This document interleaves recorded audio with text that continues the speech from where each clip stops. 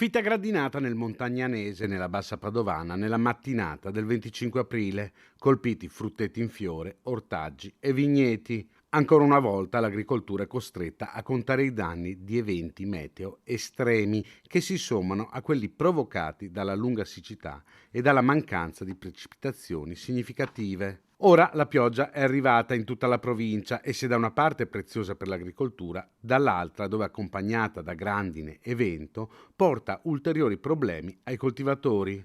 Coldiretti ha raccolto segnalazioni di estesi danni da verificare nei prossimi giorni su frutteti in fiore, ortaggi a pieno campo e vigneti in tutta la zona. In alcune località del Montagnanese, da Barbona a Sant'Urbano, da Piacenza d'Adige a Borgo Veneto, sono caduti chicchi fino a 3 centimetri che hanno provocato i danni maggiori. C'è inoltre il timore che il brusco abbassamento delle temperature potrebbe nuocere ulteriormente a tutte le colture in campo, diverse delle quali germogliate in anticipo tra fine marzo e inizio aprile per le temperature miti. La Regione Veneto fa sapere che è stata attivata la VEPA per l'invio di squadre sul territorio per la prima valutazione dei danni. Per la CIA sono necessari ripensamenti strutturali e sono evidenti i cambiamenti climatici che portano il meteo ad eventi estremi.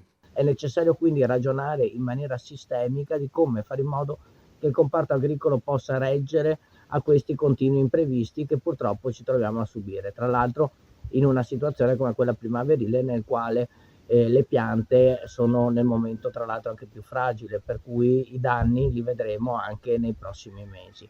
Per cui chiediamo immediatamente che venga fatto un ragionamento sistematico su quello che è il valore del comparto agricolo e quindi come riuscire a mantenere in vita le nostre aziende nel territorio.